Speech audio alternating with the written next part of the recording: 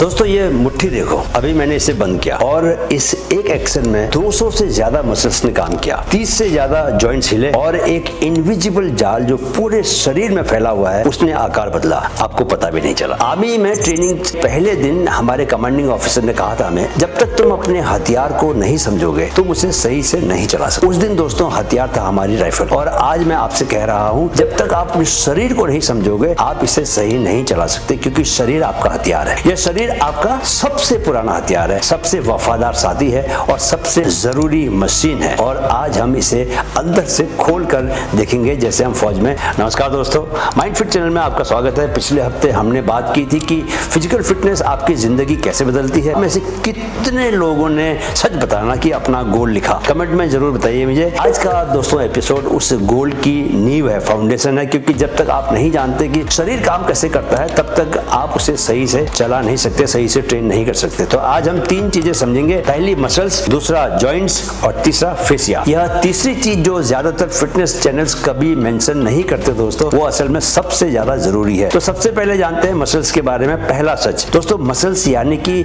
हिंदी में मांसपेशियां। आपके शरीर में 600 से ज्यादा मसल्स हैं, लेकिन एक बात जो स्कूल में कभी नहीं पढ़ाई गई वो यह है कि मसल कभी पुश नहीं करती, मसल सिर्फ और सिर्फ पुल करती है, हमेशा, ऑलवेज, हर बार। जब आप पुशअप करते हो तो लगता है कि आप जमीन को पुश कर रहे हो, लेकिन असल में आपकी चेस्ट की मसल्स अपने दोनों सिरों को एक दूसरे की तरफ खींच रही होती हैं। यही है मसल का एकमात्र काम, सिकुड़ना, खींचना और वापस अपनी जगह पर आ जाना। में हम रोप क्लाइंबिंग करते थे, नए रिक्रूट्स हमेशा यही सोचते थे कि ऊपर जाने में जोर लगता है और नीचे आना बहुत आसान है, लेकिन दोस्तों हमारे पीटीआई फिजिकल ट्रेनिंग इंस्ट्रक्टर कहते थे कि नीचे आते वक्त भी ही ताकत लगती है, बस डायरेक्शन अलग। इनफैक्ट मेरे साथ के कई दोस्तों के कई जो साथ में जो साथी थे ट्रेनिंग कर रहे थे, उनके हाथ नीचे आते समय छिल जाते थे क्योंकि ताकत नहीं रहती थी, इसलिए वो छोड़ देते थे और रस्सी पकड़ते हुए घिसते हुए नीचे आते थे। पूरे हाथ जो है खून भर जाता था हाथों में। तो कंसेंट्रिक मूवमेंट का फर्क यही है दोस्तों, एक्सेंट्रिक और कॉन्सेंट्रिक मूवमेंट का फर्क। कॉन्सेंट्रिक तब होता है जब मसल्स सिकुड़ती हैं और एक्सेंट्रिक तब होता है जब मसल रेजिस्टेंस के साथ खिंचती है। रिसर्च कहती है कि एक्सेंट्रिक मूवमेंट में मसल ज्यादा ग्रो करती है, यानी कि पुशअप में धीरे धीरे नीचे आना तेजी से ऊपर जाने से ज्यादा फायदा होता है। यह एक ऐसा सीक्रेट है दोस्तों जो आज से आपकी हर एक्सरसाइज को बदल देगा। अगला है जॉइंट्स यानी कि दूसरा सच। मैराथन के बाद मुझे एक बात पता चली जो मैं आपसे शेयर करना चाहता हूँ। 42 किलोमीटर दौड़ने के बाद दोस्तों मेरे पाँव नहीं दुखे, मसल्स नहीं दुखी, दुखे मेरे घुटने, क्योंकि हर कदम पर घुटने के जॉइंट पर शरीर का 3 गुना वजन पड़ता है। यानी अगर आपका वजन 70 किलो है तो दौड़ते वक्त हर कदम पर आपके घुटने पर 210 किलो का प्रेशर पड़ता है। जॉइंट्स की देखभाल फिटनेस का सबसे इग्नोर्ड हिस्सा है, और यही वजह है कि ज्यादातर लोग एक्सरसाइज शुरू करने के 6 महीने में ही किसी न किसी इंजरी के साथ बैठ जाते हैं। जॉइंट्स को 3 चीजें चाहिए। पहली, सिनोवियल फ्लूइड जो जॉइंट के अंदर का लुब्रिकेंट है।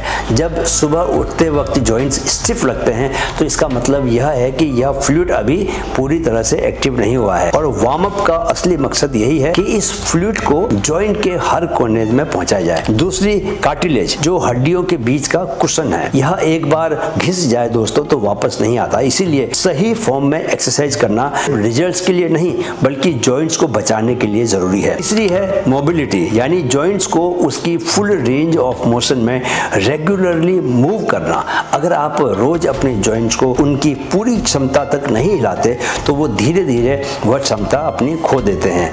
यूज इट और लूज इट, सिंपल सी बात है। अब आता है दोस्तों तीसरा हिस्सा फेसिया का, तीसरा और सबसे जरूरी सच। जी हाँ दोस्तों, अब वो चीज जो कोई नहीं बताता, फेसिया। इसका हिंदी में कोई कॉमन शब्द नहीं है इसका, लेकिन इसे एक सिंपल एग्जांपल से समझ लेते हैं। एक ऑरेंज संतरे की कल्पना करो, छिलका उतारो और जो सफेद जाल उसके अंदर होता है, जो हर सेक्शन को अलग अलग करता है, सेपरेट करता है, जो हर बीज को थामे रखता है, वही है आपका फेसिया। आपके पूरे शरीर में मसल्स के ऊपर, नीचे और अंदर एक ऐसा ही इनविजिबल जाल है, सिर से लेकर पांव तक, बिना किसी ब्रेक के। दोस्तों साइंस कहती है कि फेसिया सिर्फ पैकेजिंग नहीं है, यह फील करता है, कम्युनिकेट करता है और टेंशन स्टोर करता है। जब आप तनाव में होते हो तो वो तनाव सिर्फ मन में नहीं रहता, वो आपके फेसिया में जमा होता जाता है। इसीलिए जब कोई डीपली स्ट्रेच करता है तो कभी कभी अचानक रोना आ जाता है। वो इमोशन नहीं, वो स्टोर्ड टेंशन का रिलीज है। योग में में हमारे ऋषियों ने हजारों साल पहले कहा था कि शरीर में स्मृतियां होती हैं और आज साइंस उसे कंफर्म कर रही है। फेसिया के लिए सबसे जरूरी है स्ट्रेचिंग, फोम रोलिंग और स्लो माइंडफुल मूवमेंट।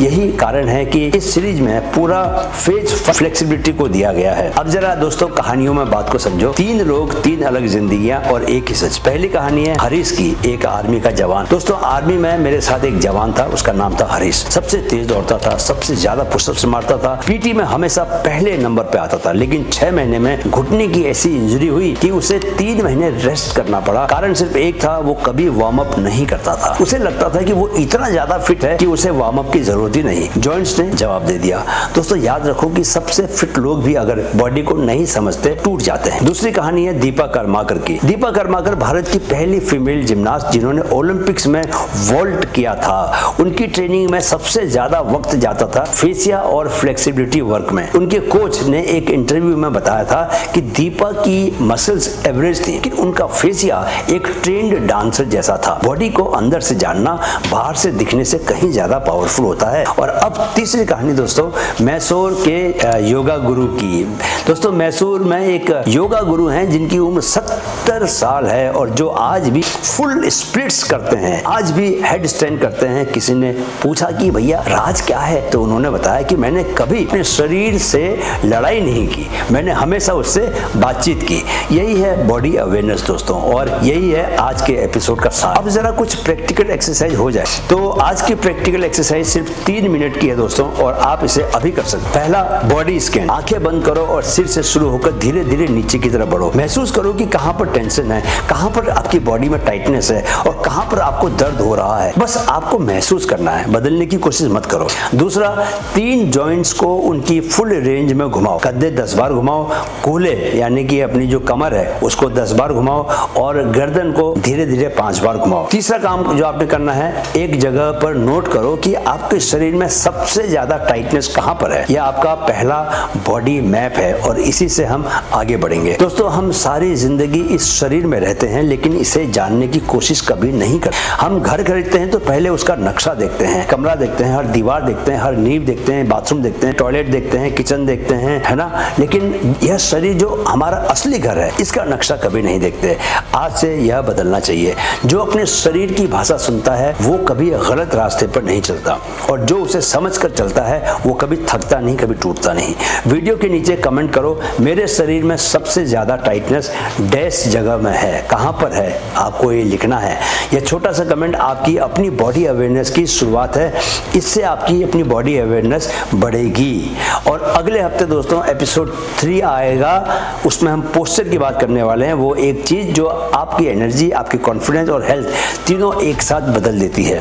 तब तक फिट रहो, स्ट्रांग रहो, माइंड फिट रहो। वीडियो अगर काम का लगा तो लाइक शेयर करो और चैनल को सब्सक्राइब कर लो। मिलते हैं अगले वीडियो में। जय हिंद।